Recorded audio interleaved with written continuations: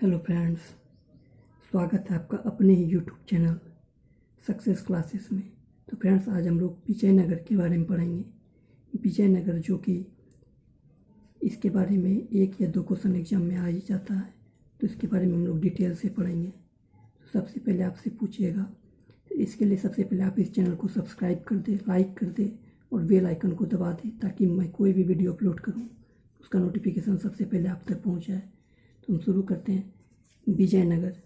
विजयनगर की स्थापना किसने किया था? हरिहर एवं बुक्का दो भाई थे, जिसने विजयनगर की स्थापना 1336 ईस्वी में किया था। विजयनगर का पूछे कि विजयनगर का शाब्दिक अर्थ क्या है, तो विजयनगर का शाब्दिक अर्थ जो है वो जीत का शहर है। विजयनगर का शाब्दिक अर्थ क्या है? जीत का शहर। उसके बाद विजयनगर पर शासन करने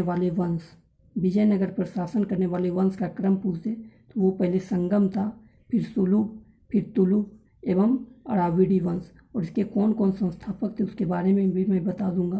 तो ऐसे भी मैं जान लीजिए, विजयनगर का हरिहर एवं बुक्का, सुलुभ का सुलुभ नरसिंह, तुलुभ का वीर नरसिंह संस्थापक थे। तो इसके लिए आगे हम लोग डिटेल से पढ़ेंगे।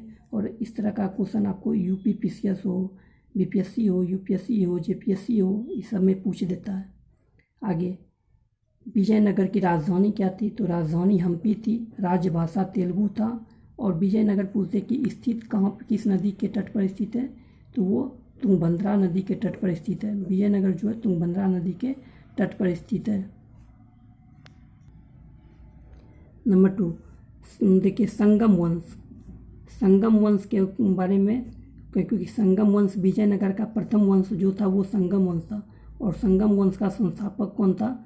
हरिहर एवं बुक्का। हम बोले थे कि डिटेल में पढ़ेंगे। तो संगम वंश का संस्थापक हरिहर एवं बुक्का था। इसके बाद सबसे पहले महाराजा धीराज की उपाधि धारण किसने की? तो सबसे पहले महाराजा धीराज की जो उपाधि धारण की थी वो हरिहर प्रथम ने की थी। सबसे पहले महाराजा धीराज की उपाधि हरिहर प्रथम। निकोलो कांटी जो कि इटली का ये यात्री था। निकोलो कांटी जो कहाँ का था? इटली का था। आपसे पूछ देगा क्वेश्चन में कि विजयनगर आने वाला यात्री निकोलो कांटी किस देश का था? तो इटली का था। और किसके शासनकाल में आया था? तो देवराय प्रथम के शासनकाल में आया था। उसके बाद संगम वंश का सबसे प्रतापी राजा कौन था? तो संगम वंश का सबसे प्रतापी राजा था देवराय द्वितीय, जिसका उपनाम जो था वो इमाडी देवराय था। देवराय द्वितीय का उपनाम क्या था? इमाडी देवराय था। उसके बाद फारसी राजदूत अब्दुल रजक, ये भी जो था फारसी राजदूत था, ये फारस का था। यानी पूछ दे अब्दुल रजक कहाँ का था? फारस का था। और किसके शासनकाल में आया था? तो वो ये देवराय द्वितीय के शासनकाल में आया था। देवराय द्वितीय के शासनकाल में आता है। और ये जो निकोलो कांटी है वो जो इटली का था, इसके पहले मैंने बताया, वो देवराय प्रथम के शासनकाल में आता है। और अब्दुल रजक जो आता है देवराय द्वितीय के शासनकाल में आता है। अब देखिए, देवराय द्वितीय के जो संगम वंश का बहुत ही चर्चित राजा था, तो उसके बारे में हम लोग पढ़ रहे हैं। तो जग वेट कर, ये एग्जाम में पूछा हुआ है, यूपीएससी एग्जाम में और यूपी पीसीएस दोनों में पूछा है। आप देख लीजिएगा उल्टा के क्वेश्चन बैंक, तो उसमें दिया है कि देवराय जगवेटकर के नाम से किसे जाना जाता है? तो जगवेटकर के नाम से देवराय द्वितीय को जाना जाता है। जगवेटकर के नाम से किसे जाना जाता है? देवराय द्वितीय को। भी आपसे एग्जाम में पूछेगा कि जगवेटकर का अर्थ क्या है? तो हाथियों का शिकारी है। हाथियों का शिकारी, जगवेटकर का अर्थ क्या है? हाथियों का शिकारी। उसके बाद महानाटक जो एक था सूदनिधि एवं ब्रहसूत्र। महानाटक एक है सूदनिधि एवं ब्रहसूत्र, उसके लेखक कौन है? देवराय द्वितीय है। देवराय द्वितीय है। एक चीज़ और यहाँ ध्यान दीजिएगा, मल्लिकार्जुन को किस नाम से जाना जाता है? तो प्रौढ़ देवराय के नाम से जाना जाता है। ये क्वेश्चन अभी तक क्लियर मैं भी नहीं हूँ, मैं इसमें टिक कर देता हूँ, आप लोग भी ध्यान दीजिएगा। क्योंकि आपका एक लुसेंट है जिसमें कि मल्लिकार्जुन को प्रौढ़ देवराय के नाम से जाना जाता है। और लुसेंट ऑब्जेक्टिव में मल्लिकार्जुन को प्रौढ़ देवराय के नाम से किसको जाना जाता है? तो देवराय द्वितीय दिया है, इसलिए इसमें क्लियर नहीं है, आप लोग ध्यान दीजिएगा। आगे हम लोग पढ़ेंगे संगम वंश के प्रतापी राजा। संगम वंश का प्रतापी राजा कौन कौन था? तो पहला था हरिहर प्रथम, जिसका कार्यकाल था 1336 से 1356। द्वितीय बुक्का सेकंड 1356 से 1377। तृतीय हरियर द्वितीय 1377 से 1304। देवराय प्रथम 1304 से 6 से 1406 से 1422। इसके शासनकाल में इटली आते निकोलो कांटी आता है। और इसमें देखिए देवराय द्वितीय 1422 से 1446। मल्लिकार्जुन 1446 से 1456। विरूपाक्ष सेकंड 1465 से 1485। पढ़ेंगे सुलुभ वंश।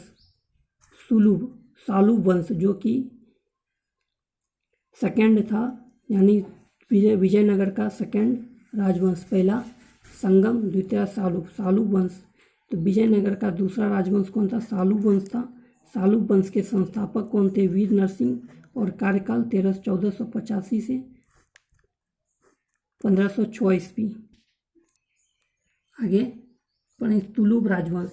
तुलुब राजवंश के संस्थापक विजयनगर का तीसरा राजवंश विजयनगर का तीसरा राजवंश था तुलुब राजवंश, जिसके महान शासक, जिसके संस्थापक कौन थे? वीर नरसिंह। राजवंश इसके संस्थापक वीर नरसिंह थे। संगम वंश का हरियर एवं बुक्का। सालुब वंश का सालुब नरसिंह। और तीसरे राजवंश तुलुब वंश का वीर नरसिंह। महान शासक इसका जो था तुलुब वंश का कृष्णदेव राय था। कृष्णदेव राय का योग्य सेनापति एवं मंत्री सालुब तीसवां था। बाबर ने अपनी आत्मकथा बाबरनामा में भारत का सबसे शक्तिशाली राजा किसे बताया? कृष्णदेव राय को। उसके बाद डोमिंग पायास पुर्तगाली यात्री जो था एवं बारबोसा पुर्तगाली यात्री भारत किसके शासनकाल में आता है? कृष्णदेव राय के शासनकाल में। तेलुगु साहित्य का 8 कवि जिसको अष्टदिग्गज के नाम से जाना जाता है, तेलुगु साहित्य के 8 कवि जिसको तेलुगु अष्टदिग्गज के नाम से जाना जाता है, वो कृष्णदेव राय के शासनकाल में किसके शासनकाल को? कृष्णदेव राय के शासनकाल को। तेलुगु साहित्य का क्लासिक युग, एग्जाम में पूछा हुआ क्वेश्चन है कि तेलुगु साहित्य का क्लासिक युग के नाम से किसके शासनकाल को जाना जाता है? वो कृष्णदेव राय के शासनकाल को जाना जाता है। अमुक्त माल्यद जो तेलुगु भाषा में लिखा गया है, अमुक्त माल्यद तेलुगु भाषा में एवं जाम्बवती कल्याणम संस्कृत भाषा में। कि लेखक कौन है? कृष्णदेव राय। कि लेखक कौन है? कृष्णदेव राय। तो ठीक है फ्रेंड्स, बस आज इतना ही। जय हिंद, जय भारत।